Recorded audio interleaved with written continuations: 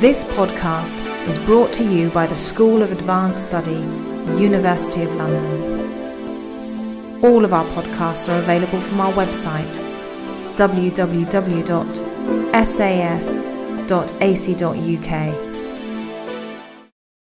Want to jump in? Yes.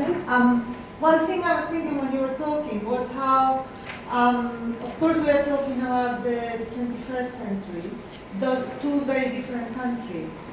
And what we see, for example, in London nowadays is that it is quite normal for the mother to speak in the mother tongue to the children. And even though the children sometimes may not answer back in that language and they may answer back in English, they don't feel different because every school in London speaks 40, 50 languages. But what we see is that in the 1950s, 1960s, it was very different. And for the mothers, it was difficult to speak in their own language to their children. Yeah? And I wonder whether that is the situation in a way in what you were talking about. Mothers who don't go to a place like London where multiculturalism is normal, and they don't want their children to feel different. And that's why they don't speak to them in their own language. Yeah? I have no idea. I don't know.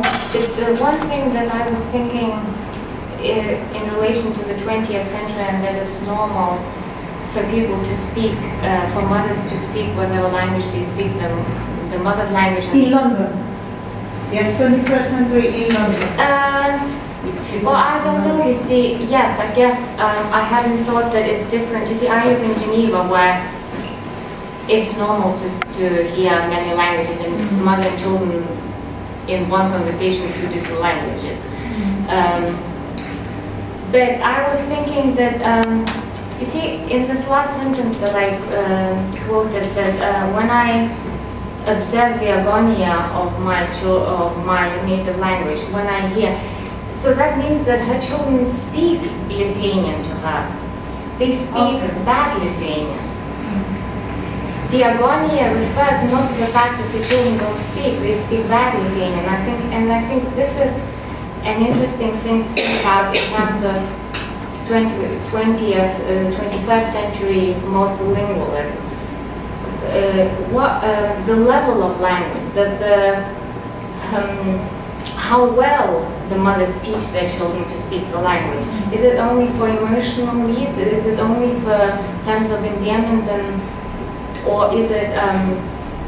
But to answer your question, I do think that a lot of women choose to speak an adopted language in order to facilitate, whether it's to make the children feel welcome, but it is to facilitate the children's existence.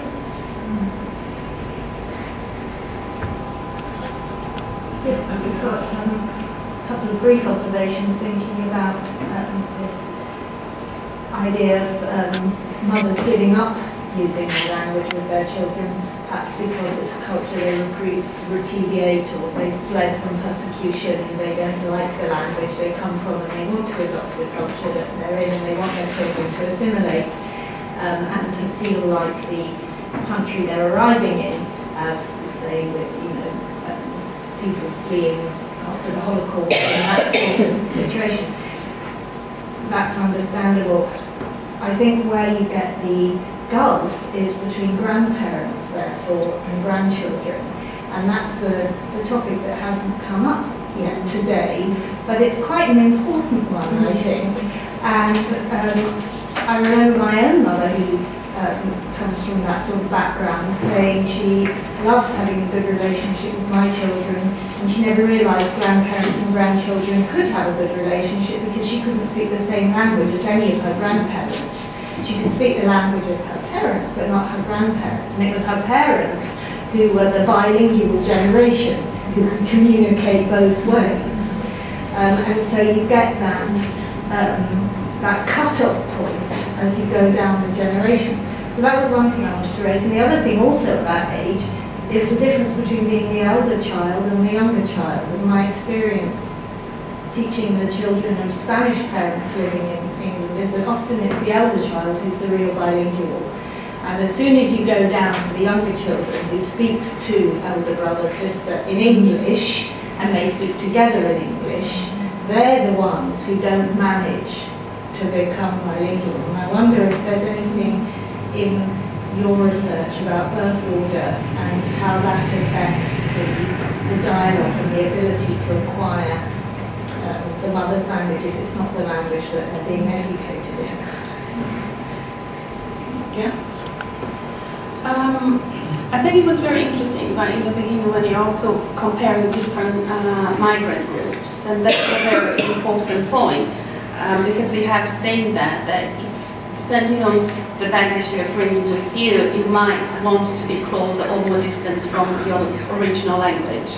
So in the case of Brazilians, it's a group of migrants that they don't really have, they don't really suffer traumas to come here, except obviously for socio-economical sometimes. But so there is that link with Brazil, and they don't have issues in terms of keeping contact with the country. They don't have problems going back as often as they want in terms of visa or the relationship between the countries. So it makes a difference. So for the Brazilians, I don't think they tend to give up on passing on their language because of those type of problems.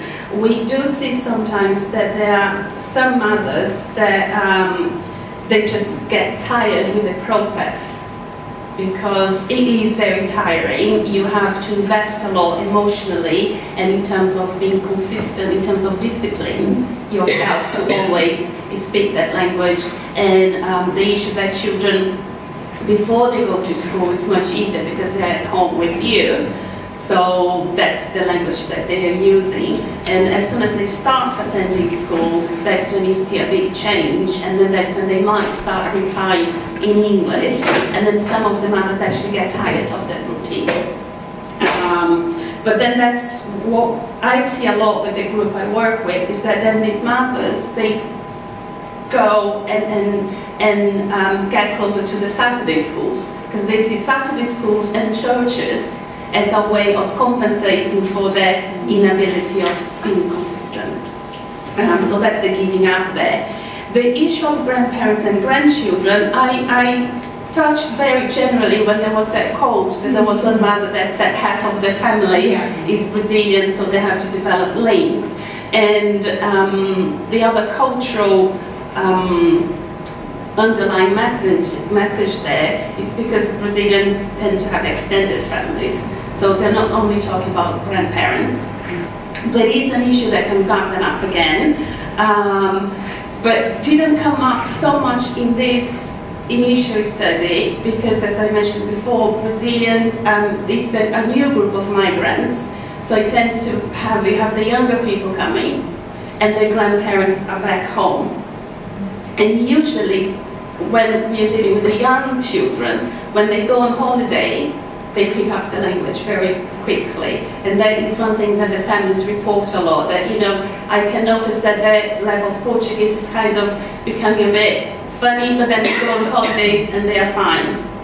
So obviously when they get older, that could become a problem. But now we are starting to hear more of those issues because now we have, you know, people staying here for longer than they are talking about the difficulties of grandmothers related. But in other communities, it has been studied.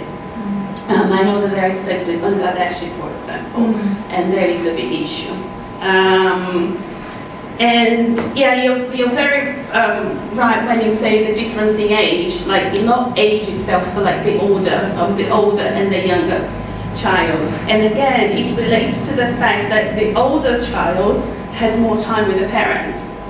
When you have the younger child, then both of them start playing with the neighbors, with the other kids in English, and then that becomes the language of the children.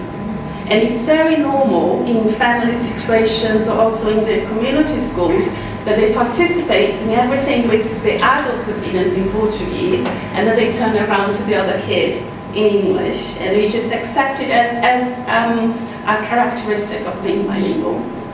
Yeah.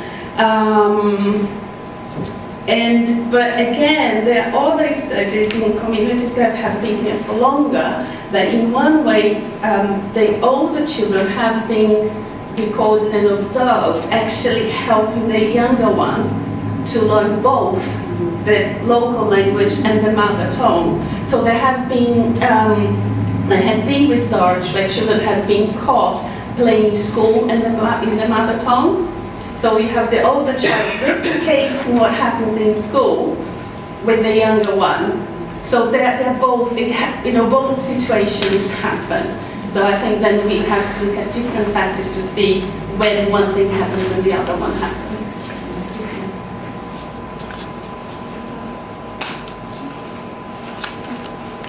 I can't speak very loud. I was very interested in the situation of the fathers in this, and particularly the quotation from the child who presented the father as an impediment to the language learning.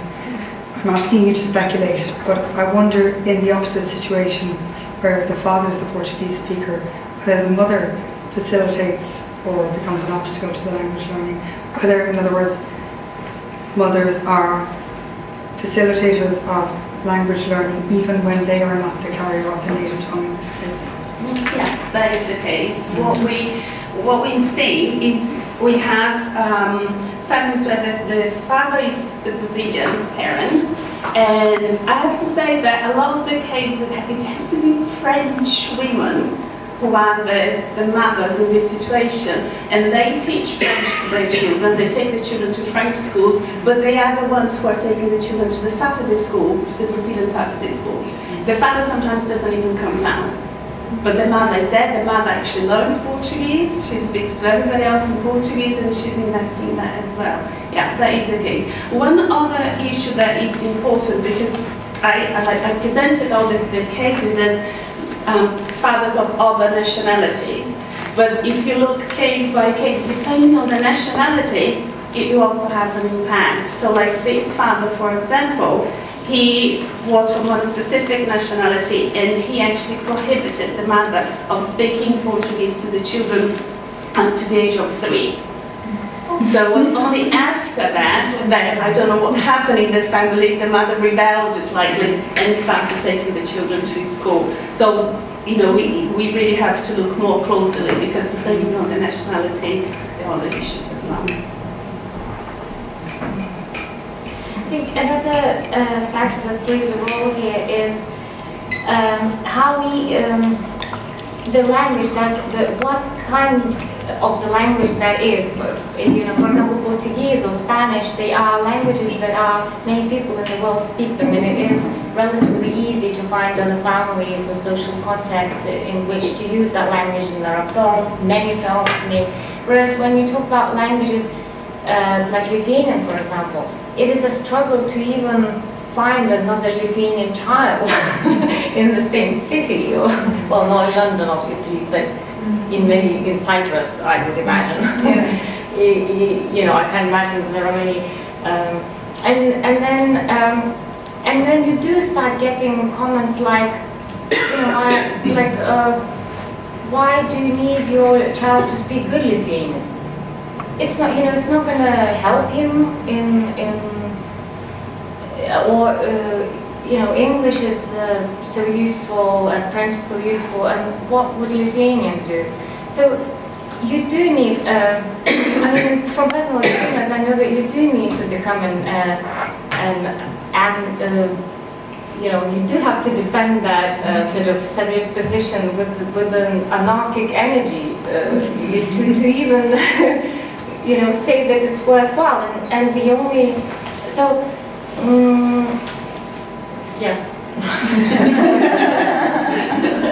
Can I ask you a specific question about the text, Egle? I was just, because you've got that there's a juxtaposition there between the sort of negative portrayal of the silent mother, and then at the end there's the playful, multilingual, positive mother, and I was just really wondering what the aim of the essay, to what extent is that juxtaposition used to if you like, highlight and enhance the importance of multilingualism in this context, or her strength in it, because obviously that's her. She's got the languages, hasn't she? Yeah, she isn't a silent mother herself. You know, that sort of binary structure. I just or does it just help in a way what you were saying about the split being in the context of Cyprus, but also perhaps in the Lithuanian historical context as well. Well, does it ground it in that, or is it? Yes. I wonder quite what the yes, I understand. Construction is. Well, I think that I have been corresponding with her while I was working on this, and she thinks that that if you don't have the support of your homeland, you are doomed to suffer no matter what. If you are mothering in a foreign language, and if you are not supported, in order to teach a language, one person is not enough. You need the entire context. You need many subject positions. You need many conversations. You need many topics to be discussed. So to her, I think, and in this essay, it was very clear to me that mothering, in general, the contemporary globalized world where mothers increasingly mother in an environment that is not native to them, is detrimental and causes pain. But I think that because she has found herself in the situation where she had to move, and I'm not even sure what language she speaks to her husband actually, so I don't know that. So you always try and make the best, out of your situation. Now in Lithuania, up to some 20 years ago, people were bilingual, Lithuanian and Russian, and it doesn't. I am supposed to be bilingual. My Russian is very, very bad because I was learning Russian in a particular. It was a political decision to refuse to learn Russian. Normally, people still. I am the last generation of bilingual people. The generation after this, they stopped teaching Russian at school, and so very few people are. But of course, they started learning English and other language, French and Italian, and other languages. But I do find the research of this Anna Pavlenko woman really fascinating in the sense that she says that if languages are learned in natural context, especially when desire participates in the language learning process, you can learn, you can acquire an embodied language. You can learn another language in an embodied way. So I guess if you learn another language together with your child while mothering the child and go through all the stages, the school, the preschool, the friends, the whatever, you can actually enjoy that. You can actually become, switch between subject positions and literally become slightly a different person. If you speak French to your children's friends is one thing, when you speak Lithuanian with the Lithuanian group is another thing, and it can be, I think it is enjoyable, and it can be enjoyable, and it is something that we are seeing more and more of.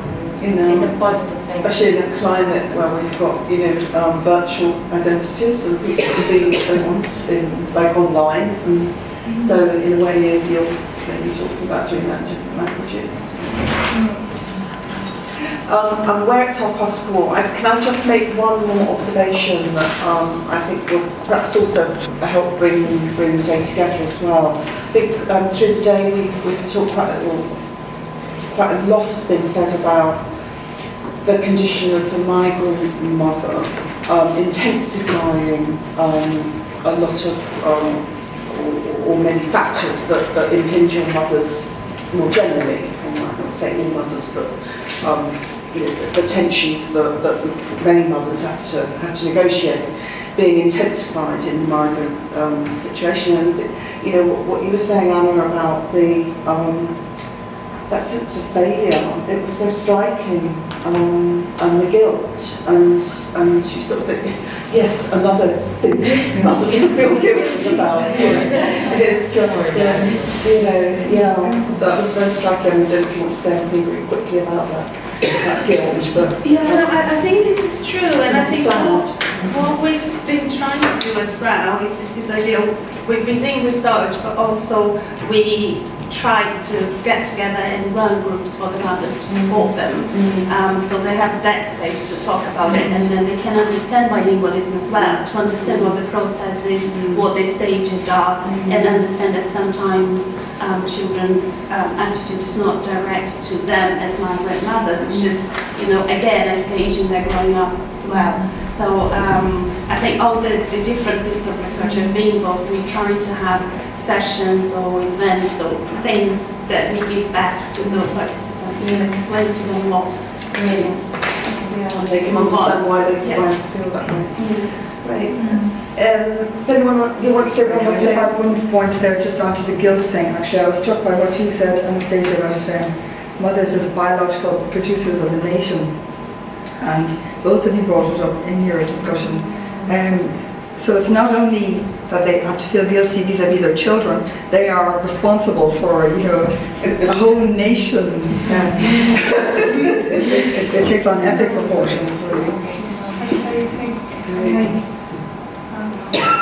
I think it's why the stance of the romantic anarchists against the laws is perhaps the only possible, partly because to me it seems very sound language. If there is one thing that moves anarchically, and I'm using the term with special reference to the more libertarian acceptation of the word, it is language. If there is one thing that you cannot explain away to either your children or your fellow adults in neat formulas, it is language. So perhaps that is the only stance we associated with an energy that is non-coercive and more pervasive than forceful. And just one last thing, we never, we talked very little about motherhood. We always said, well, motherhood is like a sacrificing thing, but it came up briefly today that motherhood could be an egoistic thing. Mothers do things for themselves, and I think this